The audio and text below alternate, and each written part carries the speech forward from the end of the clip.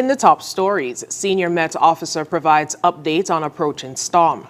8 doctors killed in Brazilian plane crash, and Russia evacuates Belgorod amid Ukrainian offensive. Hello and welcome to the ZIZ Midday Newscast. Today is Monday, August 12th, 2024. I'm Scotty Sia Hendrickson. Nationally, in a pre-strike meeting with key disaster management stakeholders held at the NEMA headquarters under the chairmanship of Acting Prime Minister Honorable Dr. Jeffrey Hanley on Monday, Senior Met Officer Elmer Burke provided an update on the approaching tropical disturbance. During the meeting, Burke said that as of this morning, the storm's position was at 14.6 degrees north, 54.3 degrees west, which puts it at 588 miles southeast of St. Kitts and Nevis. Burke noted that the storm is moving rapidly in a westerly direction at 26 miles per hour. He said the storm is expected to become a depression later today, moving to a tropical storm Ernesto when it is in our vicinity. Tropical storm conditions are possible for us here in St. Kitts and Nevis sometime tomorrow afternoon into tomorrow night, and as such, as of 8 o'clock this morning, we would have issued a tropical storm warning for us here in St. Kitts and Nevis. The senior Met officer also mentioned that there is a slight shift in the storm's track. Compared to what, based on the discussions that we've been having yesterday compared to today, there would have been some shift in terms of the track. Yesterday, the system was expected to pass directly across St. Kitts. However, based on the latest information as of 5 and 8 o'clock this morning, we are now seeing a shift further south about 40 miles in terms of the center is now expected to pass about 40 miles to our south. However, the storm is expected, when it's coming across from the westerly track, is expected to take a west-northwesterly turn and bringing the tail end of it closer to us. And as such, that's where we're looking at the potential for storm force conditions tomorrow afternoon into tomorrow night. He added that at minimum, the Federation should expect heavy showers tomorrow. As a tropical system continues to develop in the Atlantic, posing a potential threat to the Federation of St. Kitts and Nevis, Prime Minister, the Honorable Dr. Terence convened an urgent Zoom meeting with senior government officials to assess the situation and ensure comprehensive preparedness measures are in place. The meeting took place on Sunday, August 11th, and was led by National Disaster Coordinator Abdia Samuel, who provided Prime Minister Dr. Drew with an in-depth update on the current status of the weather system. Mr. Samuel outlined the potential impact on the Federation and detailed the preparedness actions being implemented under the National Disaster Management Framework. These actions are designed to safeguard the population and minimize any disruptions that may arise from the system's development. In his remarks, Prime Minister Drew expressed his sincere gratitude to all attendees for their prompt response and dedication to prioritizing the preparedness and response activities for the impending weather threat. He emphasized the importance of proactive measures and coordination among all relevant agencies to ensure the safety and well-being of the citizens and residents of St. Kitts and Nevis. The safety of our people is our highest priority. I commend everyone involved for their commitment to these critical preparedness activities. It is essential that we remain vigilant and take all necessary precautions as we continue to monitor the development of this tropical system, stated Prime Minister Drew. Also present at the meeting were Acting Prime Minister, the Honorable Dr. Jeffrey Hanley, Permanent Secretary of National Security Glenroy Blanchett, and Chair of the National Emergency Management Agency, or NEMA Board, Ms. Claricia Langley-Stevens.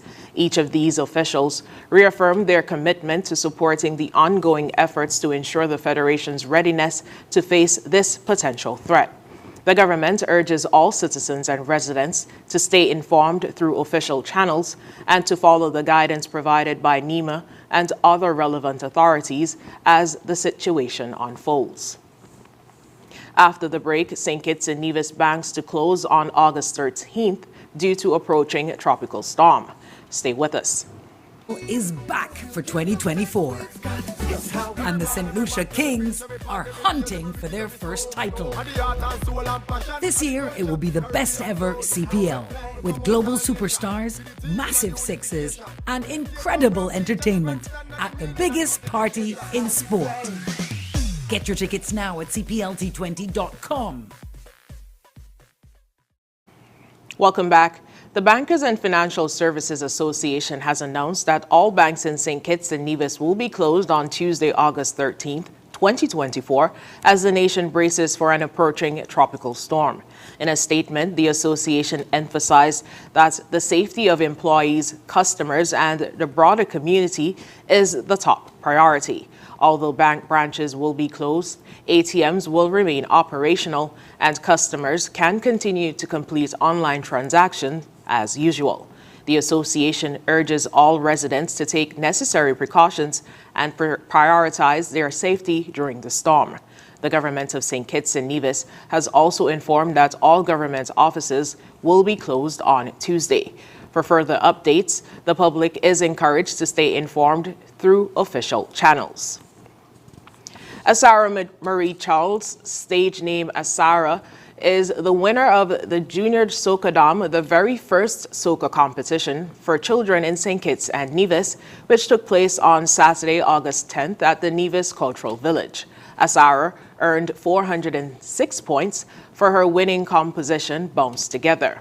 Janaya Daniel, who goes by stage name Nayadan, finished second. She received 352 points for her song, The Celebration, while Irandi Byron Jr., stage name King, finished third with 308 points for his performance of Children's Fete. Other competitors included Dolly with Soca is Calling and Zion with Children's Soca. Junior Soca Dam, hosted by Sian J. Star Keynes and 5-Star Pino, provides a platform for young artists to enter the music and production industry. After this break, we'll have regional news. The CPL is back for 2024. And the St. Lucia Kings are hunting for their first title. This year, it will be the best ever CPL, with global superstars, massive sixes, and incredible entertainment at the biggest party in sport. Get your tickets now at cplt20.com. In regional news, 8 doctors, including 34-year-old Ariana Riso and 31-year-old Marianne Billum, were among the 62 people killed in a plane crash in Brazil on Friday. The ATR-72 turboprop en route from Cascave to Sao Paulo crashed in Vienhode, plunging into a residential backyard and bursting into flames. Riso and Billum were traveling to an oncology conference to further their medical knowledge. They were both highly regarded at Cascave's Cancer Hospital for their dedication to patient care. Governor Junior called the incident, quote, a sad day and noted that he had friends on the flight. Riso's cousin, Stephanie Alberic, described her as deeply committed to her patients, often providing personal support beyond her professional duties. The cause of the crash remains unclear. Initial reports suggest severe icing conditions in Sao Paulo state around the time of the accident. Both flight data and cockpit voice records have been recovered, and investigations are underway by Brazilian's Air Force and other authorities. In international news, Russia has begun evacuating residents from Belgorod, marking a second border region affected by the ongoing Ukrainian offensive. State media reports indicate that about 11,000 people have been relocated due to, quote, enemy action near the border. The Belgorod region, adjacent to Kursk, has been targeted after Ukrainian troops launched a surprise attack into Russian territory last Tuesday. Ukrainian forces have reportedly advanced up to 30 kilometers or 18 miles into Russia, the deepest incursion since Moscow's full-scale invasion of Ukraine. Kyiv claims thousands of troops are involved in the operation. On Monday, Belgorod Governor Gladkov urged residents to evacuate and take shelter due to the ongoing missile threat. The Belskovy district in Kursk is also under evacuation orders, with thousands told to leave their homes and seek refuge in safer areas. Ukrainian president confirmed the offensive, stating it was a response to more than 2,000 Russian attacks from Kursk this summer. Ukrainian officials aim to destabilize the situation in Russia with this operation. And now for the weather. Present weather is partly cloudy with showers in the vicinity. Winds are moderate from the north-northeast at 13 miles per hour. The temperature is 28 degrees Celsius or 83 degrees Fahrenheit. Seas are 1.5 to 2.4 meters or 5 to 8 feet. Leading moisture and instability ahead of tropical disturbance will continue to generate cloudy periods and showers throughout today. However, as the system comes closer to the area, tropical storm-like conditions by tomorrow night and into tomorrow. Rainfall accumulation for the period could reach up to 50 millimeters or 2 inches.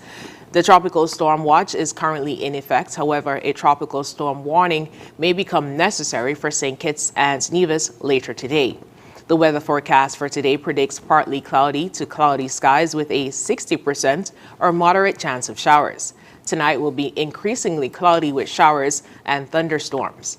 Sunset today will be at 6:38 p.m. and sunrise tomorrow will be at 5:54 a.m. And that brings us to the end of the ZIZ Midday Newscast. Join us this evening for these stories and more in detail. Thank you so much for joining us. I'm Scotty Tia Hendrickson.